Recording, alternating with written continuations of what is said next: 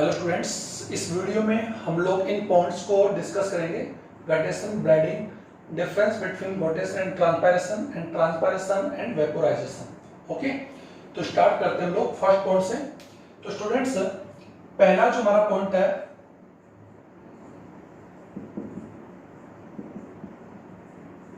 Guttation या बिंदु स्राव।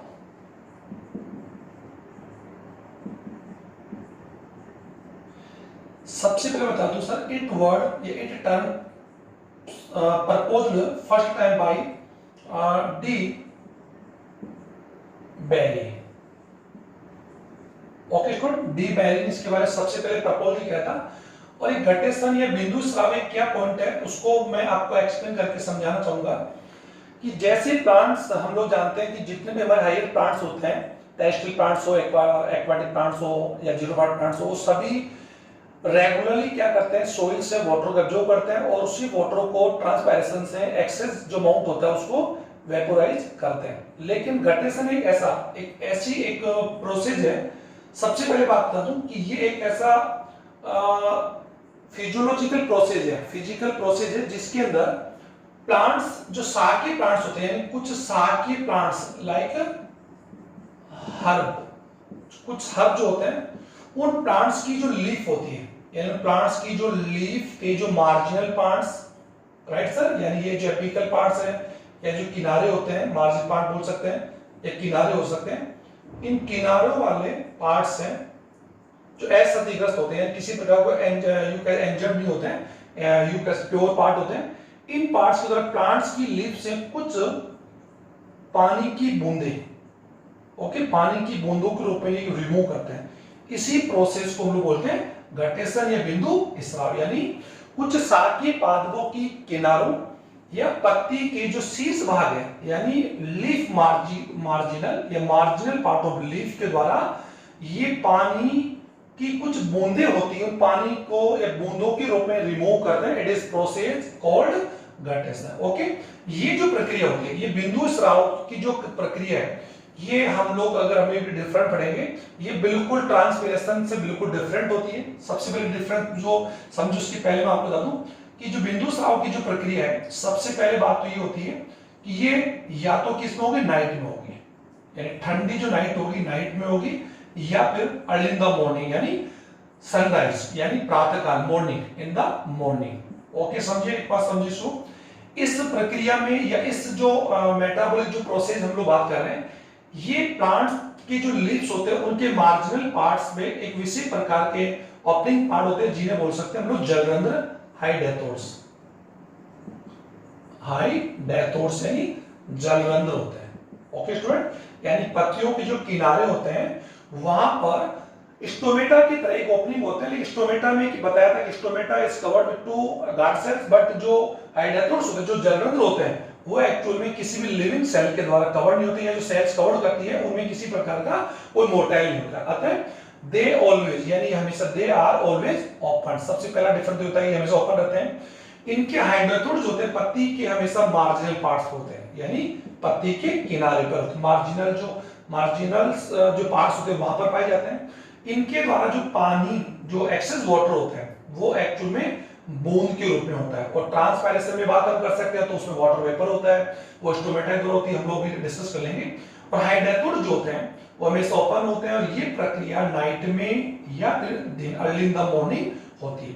अब किसी भी प्लांट की लीफ की बात हम करें, उसकी पत्ती के किनारे, और ये इस प्रकार का जो प्रक्रिया है, आप लोग जनरली हम लोग बात कर सकते हैं। हर जो प्लांट, हार्वेस्टिंग जो प्लांट्स होते हैं, लाइक टोमेटो की बात हम कर सकते हैं, टमाटर की बात हम कर सकते हैं, ग्रास की हम लोग बात करें, ब्रायोफिलम की हम लोग बात हम करें, इन प्लांट्स की जो पत्तियां होती हैं उनके किनारों पर हम लोगों को कुछ पानी की ड्रॉपलेट्स पा जाती है। और इट इज, अगर ड्रॉपलेट पत्ती के किनारे पर है तो सर ये एक्चुअल में गटेशन, ड्यू टू गटेशन की वजह से है। और अगर पत्ती की पूरे लेयर के ऊपर, पत्ती की एपिडर्मिस के ऊपर, ये पूरी लेयर के ऊपर पानी के ड्रॉपलेट्स है तो sir this is not a guttation, it is due to, अगर बात हम कर सकते हैं ड्यू, ये ओस, यानी अगर वाटर वेपर की कंडेंसेशन अगर एयर में ज्यादा होती है तो वो पत्तियों पर एक्चुअल में कंडेंसेशन फॉर्म में आ जाती है। तो हम लोग पढ़ चुके हैं, क्योंकि हम लोग जानते हैं कि जो मैटर्स होते हैं वो उसकी कई स्टेट्स हो सकते हैं, लिक्विड है, गैस है, एंड सॉलिड्स, वो हम लोग पढ़ चुके हैं। तो यहाँ पर अगर पूरे लीफ के ऊपर पानी की बूंदों की पूरी फिल्म है तो सर इट इज अगर बात हम कर सकते हैं कि ये जो प्रोसेस है वो गटेशन है। गटेशन में पानी की जो ड्रॉपलेट्स होगी वो मार्जिनल पार्ट्स में ही होगी, ओके, और वो भी कुछ सम टाइप। और ये कब होगा, जब किसी प्लांट्स में वाटर एब्जॉर्प्शन, यानी वाटर एब्जॉर्प्शन तो बहुत ज्यादा क्या हो, हाई हो, वाटर एब्जॉर्प्शन हाई हो, और ट्रांसपिरेशन जो प्रोसेस वो क्या हो, लेस हो। यानी किसी प्लांट्स में ट्रांसपिरेशन जो प्रोसेस है वो तो क्या हो, लेस हो, और वाटर एब्जॉर्प्शन वो क्या हो, ज्यादा। ऐसी कंडीशन प्लांट्स क्या करते हैं, जो एक्सेस वाटर है उसको गटेशन या वोटेशन प्रोसेस से रिमूव करते हैं। इस प्रोसेस के दौरान प्लांट जो वाटर होता है उसके साथ साथ कुछ आयंस यानी कुछ मिनरल्स, यानी कुछ मिनरल्स को भी क्या करते हैं, रिमूव करते हैं, आयंस को भी रिमूव करते हैं। ये ध्यान देना। तो जो वाटर वो होता है वो एक्चुअली प्योर नहीं होता है, अगर हम लोग ये कर सकते हैं भाई अनप्योर होता है, यानी प्योर नहीं। और अगर हम लोग ट्रांसपेरेंसी की बात करें तो ट्रांसपेरेंसी प्लांट्स केवल प्योर वाटर को ही क्या करते हैं, रिमूव करते हैं, okay, in that water vapour. और यहाँ पर वाटर जो होता है वो ड्रॉप्स के रूप में होता है, बूंद के रूप में होता है, ये भी कंफर्म कर लें। और जो आयंस होते हैं वो पत्ती के किनारों पर, जब पत्ती के द्वारा ये प्लांट्स की पत्ती मार्जिन पार्ट्स के द्वारा जब वाटर ड्रॉप्स निकल जाती है तो वहां कुछ आयंस होते हैं। आयंस क्या है, पत्ती के लेयर्स के ऊपर क्या एक्चुअली डिकम्पोज होते हैं। इसके द्वारा जो प्लांट्स को जो इनका जो डैशबोर्ड कलर प्लांट्स होते हैं, जिन्हें अपनी भाषा में कह सकते हैं कि जो पादपहारी जो जीव होते हैं वो इन प्लांट्स की पत्तियों को नहीं खाता। तो इस प्रकार गटेशन से प्लांट को कंजर्वेशन भी प्रोवाइड होता है। लेकिन कभी-कभार क्या होता है कि ये गटेशन प्रोसेस में प्लांट्स अपने एक्सेस वाटर तो निकालते हैं, एक्सेस मिनरल्स को भी रिमूव करते हैं। तो ये सबसे इंपॉर्टेंट है कि गटेशन प्रोसेस द्वारा आयंस का भी बैलेंस किया जाता है। लेकिन आयंस के रिमूव होने से ये जो आयंस होते हैं पत्ती के किनारों के जम जाने से इसके स्टोमेटा बंद हो जाते हैं। स्टोमेटा बंद होने से यहाँ पर ट्रांसपायरेशन प्रोसेस जो होता है थोड़ा सा इफेक्ट होता है, ये भी आप लोग ध्यान दें। तो ये तो रहा आपका गटेशन। अब गटेशन को लेकर बताया कि हाइड्रेटोड्स होते हैं, ये थोड़ा सा एनाटॉमिक स्ट्रक्चर मैं बना के आपको समझाऊं कि सर ये एक एनाटॉमिक स्ट्रक्चर है, it is a margin part of the leaf, और ये लीफ के टिश्यूज हैं। और यहाँ पर अगर बात हम कर सकते हैं, यहाँ पर एक ओपनिंग पार्ट है, इट इज ये हाइड्रेटोड्स। और ये हाइड्रेटोड्स के नीचे कुछ लूजी और कुछ स्पंजी एंड पैरेन्काइमा टिश्यूज आ रखा है, ये ध्यान दें। कुछ spongy parenchyma tissues are occur down the hydathodes. और ये हाइड्रेटोड जहां होते हैं वहां पर ओपनिंग होता है, उसको बोल सकते हैं वाटर पोर, जलंधर बोलते हैं। ध्यान देंगे आप लोग, वहां पर वाटर ओपनिंग होती है। और इसके नीचे जो टिश्यूज होते हैं ये कुछ लूजली या फिर स्मूथली या फिर इंटरसेलुलर स्पेस वाले टिश्यूज होते हैं पैरेन्काइमा, इन्हें बोलते हैं एपिथेम। एपिथेम, ये ध्यान देंगे। और ये एपिथेम टिश्यूज जो होते हैं ये, और इसके नीचे ये एक्चुअली कौन थी, ये मेसोफिल सेल्स होती है, ओके सर, मेसोफिल्स है। और मेसोफिल सेल्स की बात हम कर सकते हैं, ये जाइलम वेसल से। तो जाइलम वेसल से वाटर मेसोफिल सेल्स होता हुआ इन सेल्स होता हुआ इन वाटर जो हाइड्रेटोड्स के द्वारा रिमूव कर जाते हैं। ये ड्रॉपलेट के द्वारा होता है, इसी प्रोसेस को लोग गटेशन बोलते हैं। तो गटेशन में सबसे इंपॉर्टेंट चीज एक तो मैंने बता दी, जलरंध्र होते हैं। जलरंध्र के किनारे पाए जाने वाले स्टोमेटा को हम लोग वाटर स्पोर बोलते हैं। इसके नीचे कुछ loose and spongy parenchyma tissues are occur down side the हाइड्रेटोड, it is called epithem tissue, okay sir. तो ये आपको मैंने समझा दिया। अब गटेशन की बात की, जो सेकंड जो आप जो प्रक्रिया आप लोग पढ़ेंगे वो है सर ब्लडिंग। तो उस नाम से दिख रहा ब्लडिंग यानी रस स्राव। सर ये अपने आप में सबसे पहली बात होता है कि प्लांट्स के कुछ जो एंजर्ड पार्ट होते हैं, एंजर्ड यानी कुछ क्षतिग्रस्त भाग होते हैं, इस पर डिफरेंट बात कर सकते हैं। ये जो प्रोसेस है इसमें पानी मिनरल्स या उसके प्योर वाटर अनप्योर में आता है। लेकिन ब्लडिंग में क्या होता है, प्लांट्स के जो एंजर्ड पार्ट होते हैं, यानी कुछ प्लांट्स के एंजर्ड जो पार्ट होते हैं उन पार्ट्स के द्वारा एक विशेष प्रकार के लिक्विड का या सेफ यानी रस या विलेन का एक्चुअली तो रेगुलरली सेक्रेशन होता है, यानी रेगुलर स्राव होता है। इसी प्रोसेस को क्या होते हैं, रस स्राव। ये एंजर्ड पार्ट्स होते हैं, ये समझे आप लोग। इस प्रकार का प्रोसेस में आप देखें। और ये जो रस स्राव का जो प्रोसेस है, गटेशन में एक बात और बताना भूल गया कि गटेशन एक्चुअल में मूल दाब, यानी इसमें किसी प्रकार के मूल दाब का कोई योगदान नहीं है। लेकिन रसस्राव के प्रोसेस में एक मूल दाब यानी मूल दाब इसमें लगता है। लेकिन कभी-कभार क्या होता है, मूल दाब का जो इफेक्ट होता है गटेशन में भी डालता है, लेकिन जनरली रसस्राव इसका ज्यादा इफेक्ट पड़ता है। और इस रसस्राव की प्रक्रिया की बात हम करें तो जनरली ये कभी भी हो सकता है। और ये गटेशन अपने आप में एक अनियंत्रित क्रिया और ये नियंत्रित क्रिया, ये ध्यान दें। ये रंध्र जलरंध्र द्वारा होती है, इसमें किसी प्रकार रंध्र नहीं होते हैं। ये किसी प्लांट के स्टेम की बात हम कर सकते हैं, उस बात को हम लोग कट करते हैं या उसको अगर हम लोग कटिंग पार्ट करते हैं, कट हो जाता है, तो उससे विशेष प्रकार के पदार्थ का स्राव होता है। उसी स्रावित पदार्थ जिसे हम लोग बोलते हैं रस सेव का जो सेकस होता है, उसी प्रोसेस बोलते हैं ब्लेडिंग बोलते हैं। ओके, इसका एग्जांपल हम लोग बात कर सकते हैं कैलोट्रॉपिस आंकड़ा का। अगर बात हम करें, आंकड़ा की लीफ है, पपैया की लीफ है, फल फ्रूट है, या फिर आप लोगों को कर सकते हैं यूकेलिप्टस है, या फिर अफीम की बात हम कर सकते हैं, सोनियम प्लांट्स हैं, या लेटेक्स जो प्लांट होते हैं, रबड़ का जो पेड़ होता है, उस रबड़ के पेड़ से अप्रोक्सली जो सेफ का हिस्सा होता है वो ब्लेडिंग के द्वारा होता है। उसी को दूधिया या मिल्की जैसा जो लेटेक्स होता है उसे हम लोग लेटेक्स बोलते हैं। तो आप लोगों ने पपैया में देखा ये एग्जांपल, कैलोट्रॉपिस आंकड़ा में देखा। इसी प्रकार एग्जांपल आप लोग इसमें चीड़ का जो पेड़, अगर बात हम चीड़ सॉरी ताड़ के पेड़ की बात हम करें, तो ताड़ के पेड़ से अप्रोक्सली अगर आप लगभग हम लोग बात कर सकें तो अप्रोक्सली 50-50 लीटर यानी सेफ का स्राव सेक्रेशन हो सकता है। ओके स्टूडेंट, उसी से आगे जाकर ताड़ी एक पेयबल की बेवरेज तैयार किया जाता है, फर्मेंटेड बेवरेज बोलते हैं उसको, जिसका यूज हम लोग बेवरेज एंड पेय पदार्थों में किया जाता है। तो ये सारे एग्जांपल्स हमने देखे ब्लेडिंग के और गटेशन के लिए। थोड़ा सा डिफरेंस की बात हम लोग करें तो आप इसको तैयार कर लेंगे, डिफरेंस की बात हम कर सकते हैं। अब हमारा अगला जो टॉपिक है गटेशन ब्लेडिंग के बाद में डिफरेंस गटेशन एंड ट्रांसपैरेशन। तो सर यहाँ पर जनरल में डिफरेंस अगर आपको समझाऊं तो सर आप इसको समझ सकते हैं। सर जो गटेशन जो है, अगर हम लोग यहाँ लिख के भी समझा सकते हैं, गटेशन और ट्रांसपायरेशन, थोड़ा सा टाइम नहीं लूंगा।